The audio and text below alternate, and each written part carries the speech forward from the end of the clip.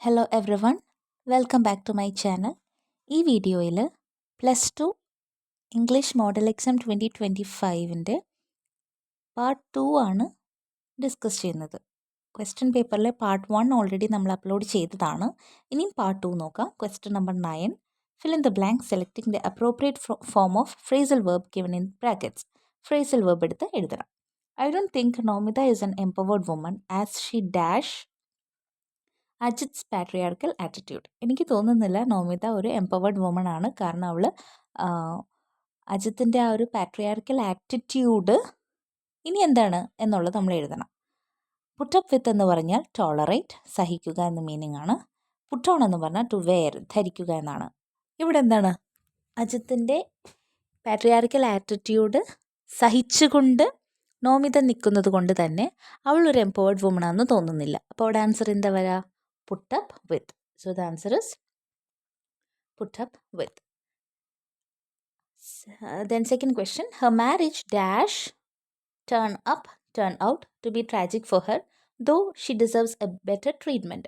അവളുടെ marriage tragic ആയി മാറി അല്ലേ, അവളൊരു ബെറ്റർ ട്രീറ്റ്മെൻറ്റ് ഡിസർവ് ചെയ്യുന്നുണ്ടെങ്കിൽ പോലും. ഇവിടെ നോക്കിയാൽ ടേൺ അപ്പും ടേൺ ഔട്ടും വന്നിട്ടുണ്ട്. അപ്പോൾ ടേൺ അപ്പ് എന്ന് പറഞ്ഞാൽ ടു അറൈവ് എന്നാണ് മീനിങ്, വരിക എന്നുള്ളതൊക്കെയാണ് മീനിങ്. ടേൺഡ് ഔട്ട് എന്ന് പറഞ്ഞാൽ റിസൾട്ടഡ് അല്ലെങ്കിൽ എൻറ്റഡ് അപ്പ്, അതിൻ്റെ റിസൾട്ട് ഇതായിരുന്നു. ഇവിടെ എന്താണ് അവളുടെ marriage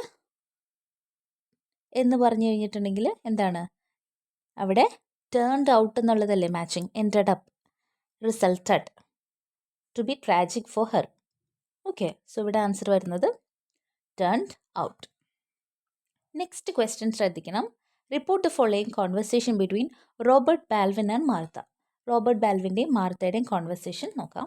Martha, did you accept the money that Gresham offered? Baldwin, I have lived an honourable life all these years and so I won't take bribe from any one.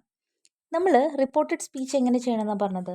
തന്നേക്കുന്ന sentence ഏത് ടെൻസിലുള്ളതാണ് എന്ന് നമ്മൾ ആദ്യം നോക്കണം. ഇവിടെ നോക്കിക്കേ, മാർത്തയുടെ ക്വസ്റ്റ്യൻ എന്താ? Did you accept the money that Gresham offered അല്ലേ. ഇവിടെ യൂസ് ചെയ്തിരിക്കുന്നത് ഏത് ടെൻസാണ്? സിമ്പിൾ പാസ്റ്റ് ടെൻസാണ് ഇവിടെ യൂസ് ചെയ്തിട്ടുള്ളത്. പിന്നെ നോക്കിയേ, did you accept the money that Gresham offered, അതൊരു യെസ് ഓർ നോ ക്വസ്റ്റ്യൻ കൂടി ആണ്. അപ്പോൾ ഇത് രണ്ട് കാര്യങ്ങൾ നിങ്ങൾ ഓർക്കണം. പിന്നത് ചെയ്യേണ്ടത് എന്താണെന്ന് വെച്ചാൽ, സിമ്പിൾ പാസ്റ്റിലാണ് ക്വസ്റ്റ്യൻ എങ്കിൽ നിങ്ങൾ ചെയ്യുമ്പോൾ അത് പാസ്റ്റ് പെർഫെക്റ്റിലേക്ക് മാറ്റാം. മനസ്സിലായോ? പാസ്റ്റ് പെർഫെക്റ്റ് എന്ന് പറഞ്ഞാൽ ഇത്രയേ ഉള്ളൂ, ഹാഡ് പ്ലസ് V3. നിങ്ങൾക്ക് V1, V2, V3, V4, V5 അഞ്ചെണ്ണം ഉണ്ട്. ഇതിൽ നമ്മൾ V3 ആണ് എടുത്ത് എഴുതേണ്ടത്. ഹാഡിൻ്റെ കൂടെ V3യും കൂടെ എടുത്ത് എഴുതണം. അവിടെ തന്നിരിക്കുന്ന വേർബിൻ്റെ V3 ഫോം എടുത്ത് എഴുതണം. ഇങ്ങനെയാണ് ചെയ്യേണ്ടത്. ഇപ്പോൾ തന്നെ എല്ലാവരും വീഡിയോയിൽ ഭയങ്കര ടഫായിട്ടുള്ള കാര്യങ്ങൾ പറയണം, നിർത്താം, അങ്ങനെ വിചാരിക്കരുത്. ഞാൻ പറഞ്ഞുതരാം, ഈസിയാക്കി തരാം. ഓക്കെ, ഇവിടെ നോക്കിക്കേ, Martha, did you accept the money that Gresham offered. ഇതൊരു എസ് ഓർ നോ ക്വസ്റ്റ്യൻ ആണ്. ഓക്കെ, പിന്നെ ഒരു കാര്യം നോക്കിയേ, ഡിഡിൻ യു അക്സെപ്റ്റ്, ഡിഡ് എന്നുള്ള വാക്കിൻ്റെ കൂടെ അക്സെപ്റ്റ് എന്നുള്ളതേ വരുള്ളൂ കേട്ടോ. ഡിഡിൻ്റെ അല്ലെങ്കിൽ ഡിഡിൻ്റെ കൂടെ അക്സെപ്റ്റഡ് എന്ന് വരില്ല. ഡിഡിൻ്റെ കൂടെ പാസ്റ്റ് ആണ്. ഓക്കെ, ഡിഡാണ്, അതുകൊണ്ടാണ് അക്സെപ്റ്റ് എന്ന് വന്നത്. അതല്ലാന്നായിരുന്നെങ്കിൽ അക്സെപ്റ്റഡ് എന്ന് പറഞ്ഞാൽ ഇവിടെ ഡിഡ് വന്നു കഴിഞ്ഞാൽ പിന്നെ ED ചേർക്കേണ്ട ആവശ്യം ഇല്ല. ആ ഒരു കാര്യം ആദ്യം മനസ്സിലാക്കുക. ഇനി നമുക്കിത് ഒന്ന് ചെയ്ത് നോക്കാം. മാർത്ത ബാൽവിനോട് ചോദിക്കുന്നതാണ്. അപ്പോൾ ചോദ്യമാണ്, എസ് ഓർ നോ ആണെന്നും പറഞ്ഞു, ചോദ്യം കൂടിയാണ്. അപ്പോൾ എന്ത് വേണം? ആസ്ക്ഡ് എന്നുള്ളത് വേണം ഉപയോഗിക്കാൻ. നോക്കിക്കേ, Martha asked Balvin, yes or no question അല്ലേ. അപ്പോൾ എങ്ങനെ വരും?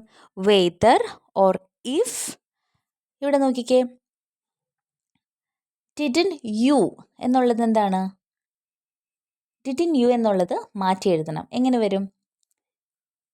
ഹീ ഹാഡിൻഡ് എന്ന് വരും. യു മാറി ഹീ ആക്കി. ഡിഡിൻഡ് എന്നുള്ളത് മാറ്റണം. അതേപോലെ തന്നെ എന്താ പറയുക, യു എന്നുള്ളതും മാറ്റണം. അപ്പോൾ ഇവിടെ നോക്കിക്കേ, പാസ്റ്റ് പെർഫെക്റ്റ് എന്ന് പറഞ്ഞാൽ ഹാഡും V3യും കൂടെ ഉപയോഗിച്ച് എഴുതണമെന്ന് ഞാൻ പറഞ്ഞു അല്ലേ. അപ്പോൾ എങ്ങനെ വരും? ഹീ ഹാഡിൻഡ്.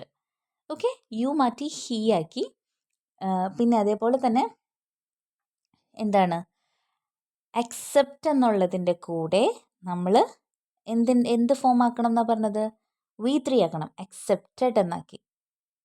ഓക്കെ, അതേപോലെ തന്നെ ഹാഡ് എന്നുള്ളതും കൂടെ ചേർത്താലാണ് പാസ്റ്റ് പെർഫെക്റ്റ് ആവുള്ളൂ എന്നുള്ള കാര്യം ഓർക്കാം. ഓക്കെ, അപ്പോൾ ഇവിടെ എന്തൊക്കെ സംഭവിച്ചു? ഡിഡിൻ ഹി എന്നുള്ളതിനെ ഡിഡിൻ യു എന്നുള്ളതിനെ എങ്ങനെയാണ് മാറ്റിക്കണമെന്ന് നോക്കാം. ആദ്യം തന്നെ എസ് ഓർ നോ ക്വസ്റ്റൻ ആയതുകൊണ്ട് വേദർ അല്ലെങ്കിൽ ഇഫ് ആഡ് ചെയ്തു. അതേപോലെ തന്നെ യു എന്നുള്ളതിനെ മാറ്റി ഹി എന്നാക്കി. ഡിഡിൻറ്റ് എന്നുള്ളത് ഡിഡിൻറ്റ് യു അക്സെപ്റ്റ് എന്നല്ലേ, അത് മാറ്റണം. എന്താക്കണം? ഹാഡൻറ്റ് യു എൻ്റെ ഓൾറെഡി ഹി ആദ്യം തന്നെ മാറ്റിയിട്ടുണ്ട്. പിന്നെന്താണ്? അക്സെപ്റ്റഡ് എന്നാക്കണം. ഡിഡ് ആയതുകൊണ്ടാണ് മറ്റേതിൽ അക്സെപ്റ്റ് എന്ന് മാത്രം വന്നത്. ഇവിടെ എന്താണ്? V3 ആക്കണം. ഹാഡിൻ്റെ കൂടെ V3. Accepted the money that Gresham offered, അത് നമ്മൾ V3യിലേക്ക് ആക്കണം. എങ്ങനെയാണ്? അതായത് had plus V3, Gresham had offered എന്ന് ആക്കി. Next one, Baldwin. I have lived an honorable life all these years and so I won't take bribe from anyone. ഇവിടെ പറയുന്നത് I have lived an honorable life all these years. ഇവിടെ എന്താണ്? I have lived. ഇവിടെ സംഭവിച്ചേക്കുന്നത് ശരിക്കും present perfect ആണ്. I have lived എന്ന് പറയുമ്പോൾ present perfect ആണ് ഇവിടെ. ഓക്കെ, നമ്മൾ ഇതിനെ എന്ത് ചെയ്യണം? പാസ്റ്റ് പെർഫെക്റ്റിലേക്ക് മാറ്റണം. ഓക്കെ, ആദ്യത്തെ സിമ്പിൾ പാസ്റ്റ് ആണ്, അത് പാസ്റ്റ് പെർഫെക്റ്റിലേക്ക് മാറ്റി. രണ്ടാമത്തെ പ്രസൻറ്റ് പെർഫെക്റ്റിലാണ്. ഇതും നമ്മൾ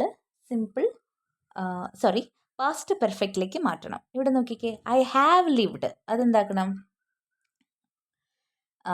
ഹി ഹാഡ് ലിവ്ഡ് എന്ന് മാറ്റണം. An honourable life all these years and so എന്നുള്ളതിൻ്റെ കൂടെ നമ്മൾ എന്ത് എഴുതണം? അതിലും ഒരു ചേഞ്ച് വരുത്താനുണ്ട്. ഐ വോണ്ട് എന്നുള്ളതിൽ ഹി വോണ്ട് എന്താക്കണം? വുഡ് നോട്ട് ആക്കണം. Take bribe from anyone. Okay, അപ്പോൾ ഇതിൻ്റെ ആൻസർ നോക്കാം. Baldwin replied that he had lived.